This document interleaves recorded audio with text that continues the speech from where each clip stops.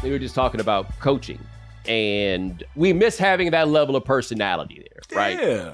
And so, to me, and I think you can be pretty sure, I 100% agree with you about this. I liked it better when everybody was a little more. It's not just that everybody's so corporate now; is that they all been corporate forever. That somebody has seen the vision of what it is, because like the idea of media training. I hate the idea of media training. I hate the idea of media training because I work in media and I admit that I sound very much so like a burglar who hates burglar alarms. Like the whole purpose of this is so I can't burgle no more, right? Like what they are trying to teach them is how to not say anything. That's the whole point. And I have made this point. I said this at this New York Times gathering that I was at, and I didn't feel like people really understood and got where I was coming from. I don't think that the money is in not saying anything. That is a game to protect money.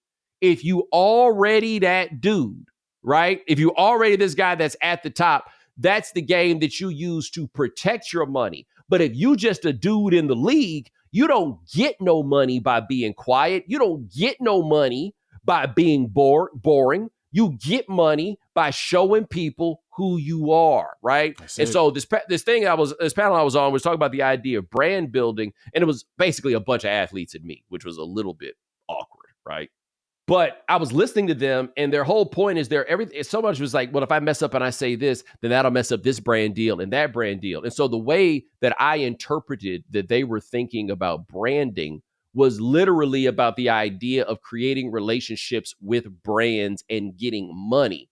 Where to me, the idea of having a brand is establishing a personality around something so that when people see that thing, they know what that thing means. They know what that thing stands for. They know what that thing represents. Okay. So for guys our age, I point to 3 examples of how to do the brand thing that have been long lasting, enduring brands. Now, the first is probably the most obvious, which is Michael Jordan. But the thing about Mike is Mike never said anything offensive. But Mike said things. Like you go look at interviews, Mike is avoiding third rail stuff. But Mike was interesting. Mike was engaging. Mike was charming. Mike had things to say. But 2 other enduring brands that are a bit more impressive to me than the Michael Jordan brand. And they last and they exist to this day. And they are still gigantic players in sports on the basis of the brands that they built when they were players. I think I know one that, well, I'm thinking Go with one. Right Go with one. Give me the one you got. For me, it would be Magic Johnson. Oh, I was not thinking of Magic. I was not. Yeah. But that's there. From the moment we met him to now and everything in between. Yes. And you know what? It's a different kind of branding because Magic used it not to get endorsing money. Like Magic money, a different kind of money. You know what I'm saying? Magic, the days I'm at home is the days I'm not vacationing. Yes. Magic playing a different game, right? Okay. So the 2 I was thinking of were Charles Barkley and Deion Sanders. Like what Deion has pulled off, and look, everybody knows my criticisms of Deion. They have existed. They largely are moot at this point because the Jackson State thing is in the rearview mirror in such a way that there's no need for me to go back there, right? But where he is and what he's pulled off is not just on the basis of the brand of Deion Sanders, but Deion Sanders being a genius in knowing how to build brands, right? Like the thing that I don't think people get with Deion Sanders, and look, I think Travis Hunter made a mistake with the way he's handled his relationship, and I don't know that Deion advised him.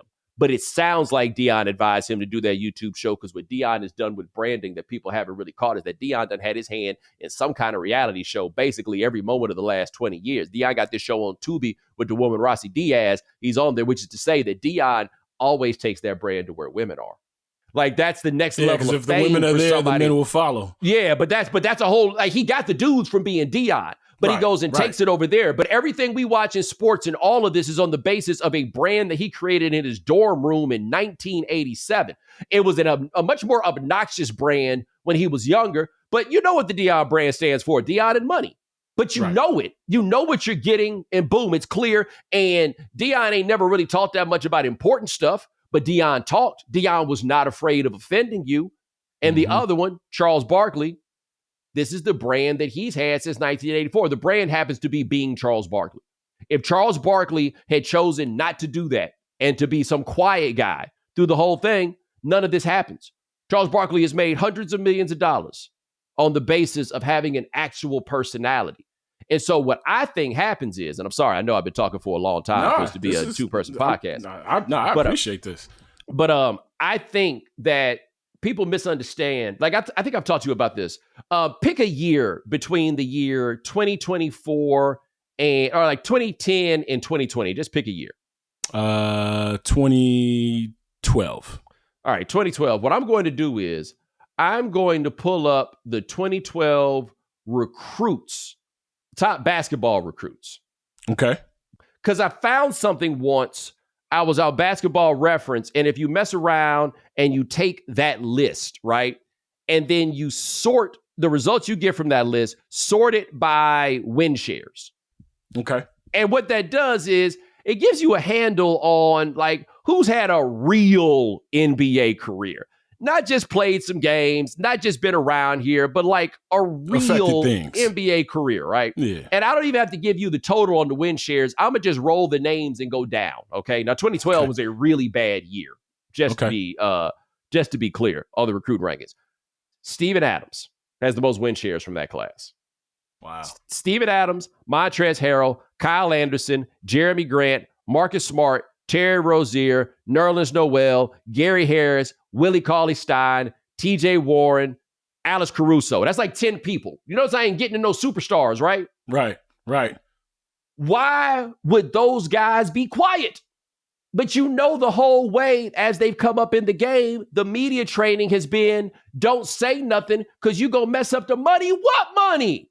The only money that you going to get is from playing basketball unless you get out here and have established yourself a personality, and now you got a chance to move in to some other stuff, right? And so when you talk about coaches, for example, coaches were the brands. They were the brands of teams. Think about this in college. How many college coaches are actually, how many college coaches do you have an opinion about? How many NFL coaches do you have an opinion about? When we were growing up, like especially with you in Chicago, Mike Ditka was a super brand. Mike Ditka was out here selling everything. But the coaches meant something. Andy Reid means something right now, right? That whole mustache and everything, we've seen that for a while. He means something. Kyle Shanahan kind of means something, but it's like all football. But but there's these guys ain't giving me nothing. They ain't giving me nothing. It's all plastic. It's all copy and paste. It's all press play. Except for my guy. My guy Dan is out here giving you something, and guess what? And your guy Ben seems to be out here giving us something. But that's the thing, Dan, because Dan was treated like a meathead. Let's keep it funky. And Miami is like, look at this, look who they gave the job to. I had him all wrong. But that's the thing, you're programmed to have him wrong. We're programmed to think after a while, well, if it's one of the Ryan boys or if it's somebody who has any bit of a pulse, it's like for me as a kid before this new age of, this black revolution in football where half the quarterbacks are black and you got now a handful of coaches who are black. Like I remember for a long time looking at Art Shell and thinking to myself, that brother got some stories. That brother will put his hands on you and kill you, but that brother has to stay earnest and measured. Yes. And then for a while, it became, this is who you hire. This is the kind of coach you hire if you are a black head coach in football, whether it be college or professional. You had to be a Ray Rhodes type. You had to be somebody who, who's my man that Jim Caldwell. Jim Caldwell, you look at Jim Caldwell's record, we don't see Jim Caldwell. Guess what? Everybody, great football man. I think of Jim Caldwell as a terrific coach. Don't know shit about Jim Caldwell. You know why? Because if you're programmed that, okay, if y'all gonna get this shot, or you could be the ranting, raving, dude. And I'm not putting him in this particular category, but Herm Edwards. Yeah. Herm Edwards was the guy who actually said some things, had a great personality, good looking dude, like all these things. And the moment it's time to go, guess what? It's going to be hard for you to get back in here. So if the programming has been to make sure we squeeze every bit of juice out of this player or every bit of juice out of this coach and you tamper it down, that's why when these dudes, especially on these college campuses, when these dudes get wild and go to the wrong party or, something, a Larry Eustace type of situation, situation happens. Like, no, these dudes has been these dudes forever. They just have to hide it and have to hold it back in hopes that maybe their talent will get them where they're supposed to be, and their outside affects or outside, interests won't. Like, it's all trash to me. It's all vanilla. Like, I don't like it. It feels like a simulation. It doesn't, the fun has been zapped out of it, especially when you talk about basketball. Like, basketball coaches used to, talk shit. They used to get in front of a camera and be like, that dude ain't playing well. Ask him why he not playing. Those things used to happen, and now it's, it's a lot. It's way more corporate than it should be. Give the people something to like. Like, it's interesting. Pete Carroll going to the Raiders is going to be a fascinating sort of thing, because Pete, in his own way, Pete gives you personality, right? Yeah. It's a fascinating career arc where Pete Carroll went from being boy wonder, and it didn't work when he was boy wonder, and now he is stuck around long enough to be the old man in the league or whatever. But there is, even like, you see Pete on the sidelines and he's giving you all that energy and everything else. It's something. There's a real personality that's associated with him, and it then goes down to his teams. It'll be very interesting to see what happens with the Raiders in that regard. Mm-hmm. You got to give us something. Bill Belichick, who's not my guy, he was giving us a personality. He wasn't giving us personality, but it was a personality, right? Like, yeah. I would take his facetious, I'm not giving you anything, over just kind of boringness. Mike Tomlin gives you something even while being boring. But I just think all of these guys, we'd all rather you give us a little bit of personality. Nobody's going to remember that dumb shit you said. We too busy finding the next person that says some dumb shit. We always finding somebody else to put on the screen. Yeah. That I'm watching that Dynasty on Apple TV, that documentary. For whatever reason, I stumbled upon it. And it's crazy. You said Bill Belichick's personality. Like, you see all of it.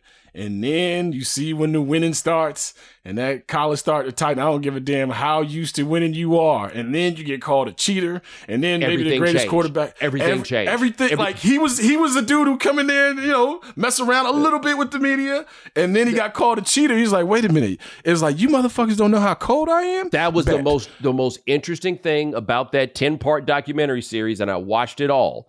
The most interesting part to me was not about everybody throwing Belichick under the bunch, which I actually thought was an unfair characterization of that documentary. Yeah, they treated him like he was Aaron Hernandez's bag man half the time. But Bill Belichick chose not to speak for himself. And once he chose not to speak for himself, other people's stories stood. Like, he was like, Omerta, baby. He was like, we don't snitch. And so he chose not to snitch at all, and then it went from there. But to me, the most interesting thing was he was not always this antisocial character. Hey, man, this man out here pulling them on airplanes, helping them with their philosophy papers. Clearly he got some rap. It all stopped with Spygate. After Spygate, he turned into that guy. Yeah. And we've seen it happen with players where it's time for you to lose that cuddly nonsense because this is the professional ranks for whatever reason, whether it be your injuries or poor play. Like, I mean, I know nobody cares about it nationally, but here in the city, you got a 4th pick in the draft right now, and Patrick Williams, who for the first time, people are asking him questions like, hey man, do you think you could play? And he's answering, no, I got game. And it's like, wait a minute, these 4 years don't prove that. Like, there's a time where you see people in their career arcs where it's, I'm proving to everybody and myself how cold I am. And then if you are cold, the second step of that is, oh man, I'm tired of proving to you motherfuckers how cold I am. Like, y'all ain't gonna just keep questioning me. Like, I remember Steph Curry. I remember when before Steph Curry went to the Garden and burnt down the Knicks, like Iman Shumpert told it, the birth of Steph Curry's, like, real Steph Curry revolution. Before that, Steph Curry was the dude who was really fun to watch with bad ankles. Yes. And they signed him to that extension. People like, hey, you sure about them ankles and all those other things? And then he got on that LeBron time where it's like, hey, you cold, but when you gonna win something here? Like, that second step is always tough for people to navigate, where it's like, oh, you questioning me now? This ain't fun. This is a business. Do I love this anymore? Shit, I gotta do this 3 times a week now. Like, you start to see those gears start to grind in people's heads, and it's a monster. That's why, for the most part, hey, go out there, have a good time. You are a millionaire and you are young. Like, enjoy yourself.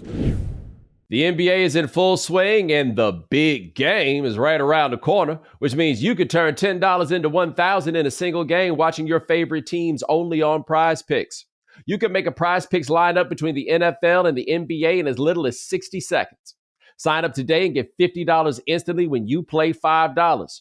You don't even need to win to receive the $50 bonus. It's guaranteed. Quick withdrawals, easy gameplay, and an enormous selection of players and stat types are what make Prize Picks the #1 fantasy sports app. So make sure you go to prizepicks.com/Bomani and use code Bomani for a first deposit match up to $100. That's prizepicks.com/Bomani. Prize Picks, daily fantasy sports made easy.